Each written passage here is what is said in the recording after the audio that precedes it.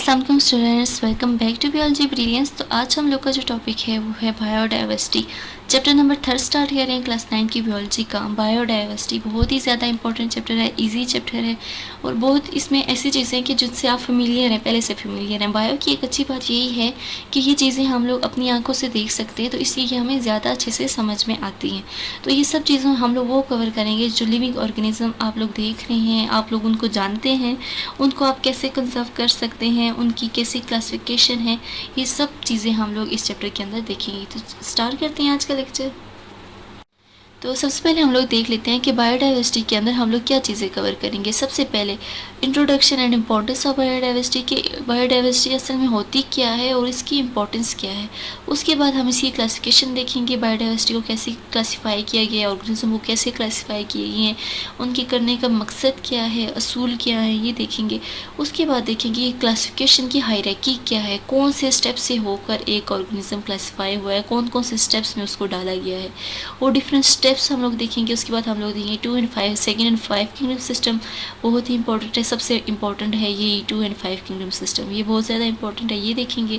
फिर हम लोग बायनोमियल नोमेनक्लेचर देखेंगे कि ऑर्गेनिजम्स को नेमिंग कैसे दी गई है, उनको कैसे किसी भी कैटेगरी में डाला गया है, ये देखेंगे। उसके बाद हम लोग देखेंगे बायोडाइवर्सिटी को हम लोग कंजर्व कैसे कर सकते हैं। तो ये कुछ टॉपिक्स हैं जो कि हम लोग इस चैप्टर में कवर करेंगे, तो बहुत ईजी टॉपिक्स हैं। तो चलें आज का लेक्चर।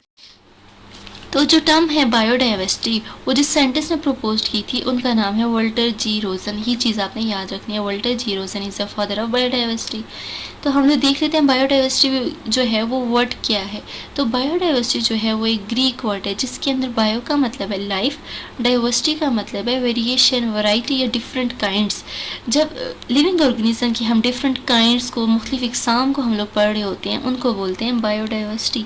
तो जो वैरायटी है, डिफरेंट काइंड्स ऑफ ऑर्गेनिज्म है, वो हम विद इन अ स्पीशी भी पढ़ सकते हैं और अमंग अ स्पीशी भी पढ़ सकते हैं। विद इन अ स्पीशी का मतलब एक किस्म के जानदारों के अंदर जब हम लोग वैरायटी देख रहे हो, डिफरेंसेस देख रहे हो, उनको बोलते हैं variety with in a species. लेकिन हम जब मुख्तलिफ किस्म के जानदारों के दरमियान में वैरायटी देख रहे हो तो उनको बोलते हैं वैरायटी अमंग स्पीशीज़। तो जो स्पीशी होती है, स्पीशी क्या होती है? स्पीशी एक किस्म के जानदार होते हैं जो एक साथ रहते हैं, इंटरेक्ट करते हैं और न्यू ऑफस्प्रिंग पैदा करते हैं, उनको बोलते हैं स्पीशी।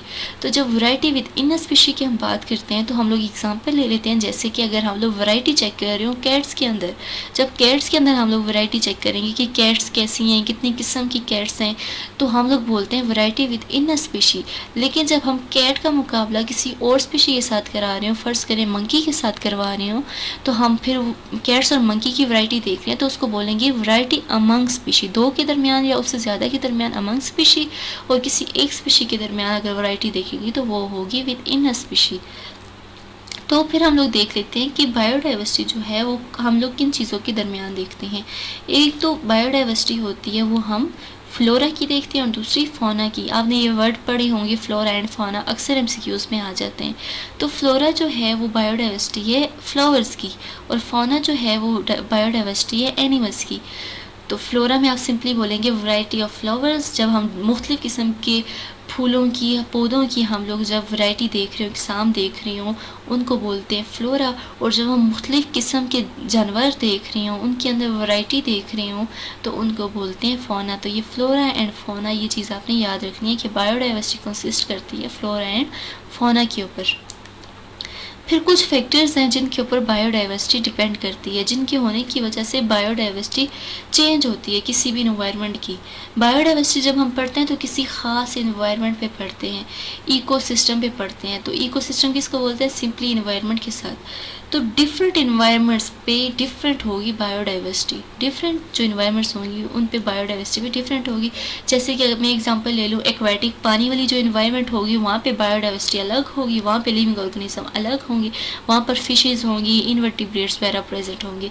लेकिन अगर हम लोग बात करते हैं टेरेस्ट्रियल की, ज़मीन वाली, लैंड वाली, तो वहाँ पे उस इन्वायरमेंट पे बायोडाइवर्सिटी बहुत अलग होगी। उधर प्लांट्स भी होंगे, उधर एनिमल्स भी होंगे, उधर ह्यूमंस भी होंगे, उधर रेप्टाइल्स भी होंगे, लिजर्ड्स वगैरह भी होंगी, उधर स्नेक्स, ये सब चीज़ें भी होंगी। तो जो टेरेस्ट्रियल है वो भी चेंज है, जो एक्वेटिक है वो भी चेंज है। डेजर्ट की बात करें तो वो बिल्कुल चेंज है। तो ये जो इन्वायरमेंट्स हैं, इन इन्वायरमेंट्स पे भी डिपेंड करती है बायोडाइवर्सिटी। उसके बाद डिपेंड करती है क्लाइमेट के ऊपर, उसके बाद एल्टीट्यूड और सॉइल कंपोजिशन। क्लाइमेट बोलते हैं वेदर, किसी भी जगह का वेदर कैसा है, तो जिस जगह का वेदर जैसा होगा वहाँ पे वैसे ही लिविंग ऑर्गेनिज्म होंगे। अगर हम लोग बात कर लेते हैं कि गर्म इलाकों की, जैसे कि पाकिस्तान के भी जो इलाके हैं वो गर्म इलाके हैं, तो जैसे कि हम लोग देखते हैं कि गर्म इलाकों पे टेरेस्ट्रियल इन्वायरमेंट की बात कर लें तो इधर लिजर्ड्स भी होंगे, स्नेक्स भी होंगे, इधर ह्यूमंस भी होंगे, एनिमल्स भी होंगे, प्लांट्स भी होंगे। लेकिन अगर हम पोलर रीजन्स की बात कर लें, पोलर रीजन की जब हम बात करते हैं ठंडे इलाकों की, वहाँ पे पोलर बियर्स होंगे। ठंडे इलाकों की बात करें तो पिंगुइन्स वगैरह वहाँ पे होंगे। तो हर एक क्लाइमेट के ऊपर, जो क्लाइमेट्स होती हैं उनके ऊपर अलग लिविंग ऑर्गेनिज्म होंगे। तो जो क्लाइमेट है वो भी डिपेंड करती है, बायोडाइवर्सिटी भी क्लाइमेट के ऊपर डिपेंड करती है। उसके बाद आता है एल्टीट्यूड। एल्टीट्यूड आप समझ लें कि जितनी ज़्यादा हाइट होगी, जितनी ज़्यादा ऊंचाई पे हम लोग जाते हैं तो एल्टीट्यूड उतना ही डिक्रीज़ होता है, उतना ही टेम्परेचर डिक्रीज़ होता है, क्योंकि वहाँ पे जितना ऊंचाई पे जो ऑक्सीजन कम हो जाता है, ऑक्सीजन की कमी की वजह से टेम्परेचर डिक्रीज़ हो जाता है। और जितना ज़्यादा टेम्परेचर डिक्रीज़ हो जाता है वहाँ पर जितनी बायोडाइवर्सिटी है वो भी कम हो जाती है। ये चीज़ आपने याद रखनी है। जैसे जैसे हम लोग हाइट पे जाएंगे, एक टेम्परेचर डिक्रीज़ होगा, ऑक्सीजन की अमाउंट डिक्रीज़ होगी, और लिविंग ऑर्गेनिज्म जो बायोडाइवर्सिटी है वो भी डिक्रीज़ होंगी। जैसे कि अगर हम बहुत ऊंचाई पे चले जाएं, टेम्परेचर बिल्कुल डाउन हो जाएगा, तो वहाँ पे जो हम लोग ह्यूमंस हैं वो तो सर्वाइव नहीं कर सकते।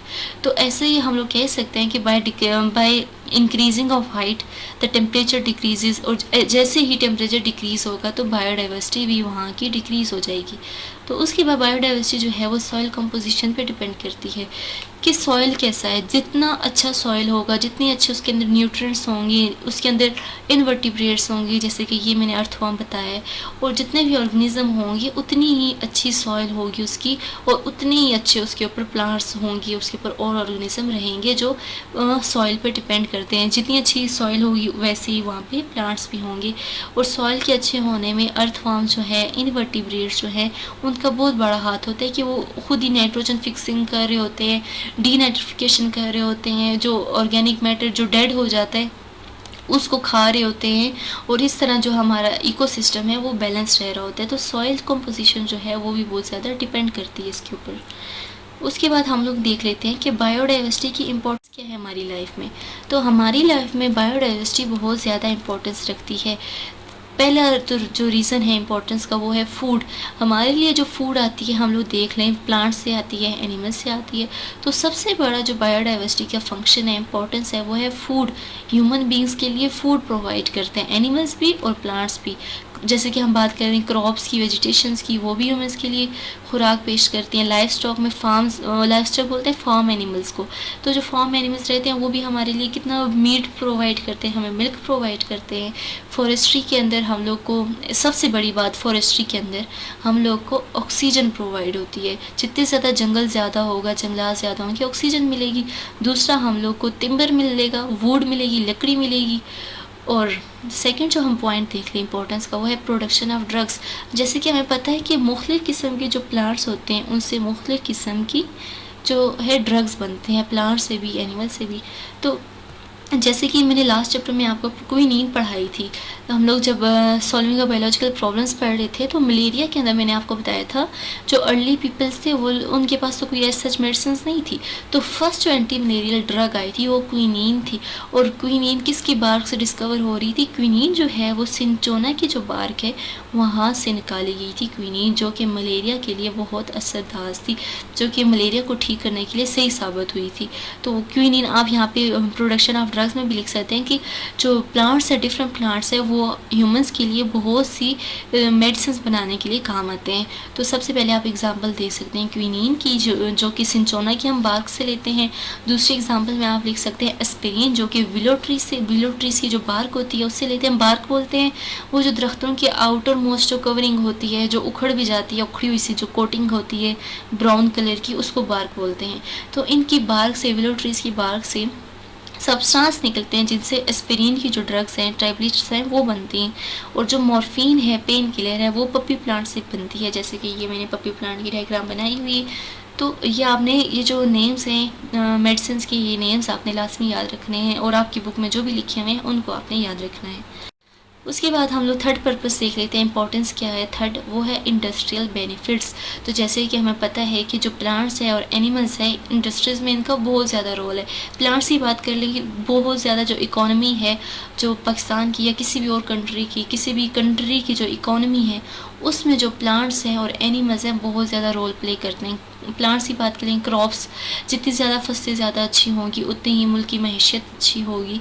तो और जो प्लांट्स हैं वो फाइबर्स कपड़े बनाने के काम आते हैं, डाइस के, रेजिन्स के, परफ्यूम्स के, ऑयल्स के। जैसे कि हमें पता है कि मुख्तलिफ जो प्लांट्स हैं उनके जो सीड्स हैं उनके सीड से ऑयल निकलता है, तो ऑयल बनाने में काम आते हैं। फाइबर्स की जिससे मैंने बात की, कॉटन का जो प्लांट है वो किस में काम आता है, कॉटन बनाने में, टेक्सटाइल फाइबर्स में बहुत ज़्यादा काम देता है। उसके बाद रेजिन्स की बात करें तो आपने अक्सर देखा होगा दरख्तों के साथ चिपचिपी चीज़ लगी होती है, तो ये जो चिपचिपी चीज़ होती है इसको रेजिन्स बोलते हैं। तो ये रेजिन्स मुख्तलिफ किस्म उनकी ग्लूज़ वगैरह बनाने में काम आती है। एडहेसिव ग्लूज़ जो कि चिपकने वाली ग्लूज़ होती हैं वो बनाने में काम आती हैं। परफ्यूम्स, जैसे कि आपको पता है यहाँ पे बहुत बड़ी बात है परफ्यूम्स, जो कि हम बायोडाइवर्सिटी में पढ़ेंगे भी। हम देखते हैं ना मुख्तलिफ चीज़ें जो हैं वो इंडेंजर्ड है, ख़तरे में है, तो उसी तरह एक जो इंडेंजर्ड स्पीशी है वो है मस्क डियर। मस्ट डियर की मेल मस्ट डियर होता है उसके अंदर से एक ग्लैंड होता है मस्क ग्लैंड, जिसको निकाल दिया जाता है और उससे एक परफ्यूम बनाई जाती है। तो हम पाकिस्तानी या अक्सर मोस्टली जो पीपल होते हैं वो क्या करते हैं कि इस ग्लैंड को निकालने के लिए पूरे के पूरे डियर को ही मार देते हैं, लेकिन साइंस हमें ये कहती है कि उसका सिर्फ ग्लैंड निकाल लिया जाए तो वो ग्लैंड खुद भी दोबारा आ जाता है। इस डियर को मारने की ज़रूरत नहीं है। अगर हम डियर को ही क्लिक करते रहेंगे तो इस तरह तो डियर ख़त्म हो जाएंगी, एक्सटिंक्ट हो जाएंगी। उस तरह हम लोग बायोडाइवर्सिटी को भी नुकसान दे रहे हैं। तो ये जो अक्सर पीपल करते हैं वो पूरे के पूरे मस्ट डियर को ही मार देते हैं और उसका ग्लैंड निकाल के वो परफ्यूम्स बना लेते हैं जो कि एक्सपेंसिव होती हैं काफ़ी। तो इस तरह बायोडाइवर्सिटी में इनका भी रोल है कि परफ्यूम्स बनाने में काम आते हैं। उसके बाद आता है फोर्थ पॉइंट इम्पोर्टेंस का, वो है इकोसिस्टम। हमारे इकोसिस्टम की मेंटेनेंस में भी प्लांट्स और एनिमल्स का बहुत ज़्यादा हाथ है। जैसे कि सॉइल फर्टिलाइजेशन के अंदर जितनी ज़्यादा सॉइल अच्छी होगी उतनी ज़्यादा उसकी फर्टिलाइजेशन अच्छी होगी, जितने ज़्यादा सॉइल में न्यूट्रिएंट्स होंगे उतनी ज़्यादा प्लांट्स की ग्रोथ अच्छी होगी। न्यूट्रिएंट रिसाइकलिंग के अंदर जो है, जैसा मैंने आपको बताया कि प्लांट सॉइल के अंदर जो है मुख्तलिफ़ किस्म के इनवर्टिब्रेट्स प्रेजेंट होते हैं, मुख्तलिफ़ किस्म के सेंटीपीड्स, मिलीपीड्स, अर्थवर्म, ये चीज़ें प्रेजेंट होती हैं जो कि क्या कर रही होती है, नाइट्रोजन को फिक्स कर रही होती हैं, डेड ऑर्गेनिक मैटर को खुद ही वो ख़त्म कर रही होती हैं और उसकी क्या करती हैं कि उनके अंदर से जितना ऑर्गेनिक मैटर है वो सॉइल को दे रही होती है। तो ये चीज़ें जो नेचुरली अल्लाह ताला ने पैदा की हैं ये ज़मीन के अंदर ही क्या कर रही होती है, न्यूट्रिएंट रिसाइकलिंग कर रही होती हैं। कोई भी चीज़ मर जाती है तो उसके ऊपर ये लोग क्या करते हैं, फीड करते हैं। फीड करने के बाद वो जितना भी होता है उनका रिमेनेंट्स रह जाता है वो सॉइल में ही चला जाता है और सॉइल में जाके वो न्यूट्रिएंट्स के तौर पे काम आता है। तो उसके बाद पेस्ट कंट्रोल में जो है बहुत इसकी इंपॉर्टेंस है। उसके बाद क्रॉप में, ट्रीज़ में, और सबसे ज़्यादा आपने जो चीज़ यहाँ पे याद रखनी है वो है पोलिनेशन। प्लांट्स की पोलिनेशन के अंदर जो बीज़ हैं, इन बीज़ का बहुत बड़ा रोल है। जो हम लोग बहुत से फ्रूट्स खाते हैं, वेजिटेबल्स खाते हैं, वो भी तो प्लांट्स हैं ना। तो उनकी अगर पोलिनेशन ना हो तो उनकी इतनी ज़्यादा ग्रोथ ना हो। पोलिनेशन होती है कि कोई भी इंसेक्ट या कोई भी एनिमल क्या करता है, एक प्लांट के पोलन ग्रेन को उठाकर या किसी और जगह फेंक देता है तो वहाँ पे भी प्लांट उग जाते हैं। तो ये पोलिनेशन होती है। कुछ पोलिनेशन में इन बीज का, इंसेक्ट्स का बहुत ज़्यादा रोल होता है कि ये क्या करते हैं, डिफरेंट प्लांट्स पर बैठते हैं, उनके जो पोलन ग्रेन्स हैं इनके पाँव के साथ चिपक जाते हैं और जैसे ये उड़ के किसी और जगह पे बैठती हैं वहाँ पे पोलन ग्रेन्स गिर जाते हैं और वहाँ से एक नया प्लांट उग जाता है। तो इस तरह क्रॉप्स की भी और मुख्तलिफ जो प्लांट्स हैं उनकी प्रोडक्शन में भी बीज का बहुत बड़ा रोल है। और जैसे जैसे प्लांट ज़्यादा होंगे उसी तरह हमारी इन्वायरमेंट अच्छी होगी, इकोसिस्टम अच्छा होगा। तो हमारे इकोसिस्टम के अंदर भी प्लांट्स और एनिमल्स का बहुत ज़्यादा रोल है। तो यहीं तक था आज का लेक्चर। उम्मीद करती हूँ आपको सब कुछ चीज़ समझ में ना आई हो तो कमेंट में ज़रूर बताएं। अपना बहुत ज़्यादा ख्याल रखें। मिलते रहेंगे नेक्स्ट लेक्चर में। अल्लाह हाफिज़।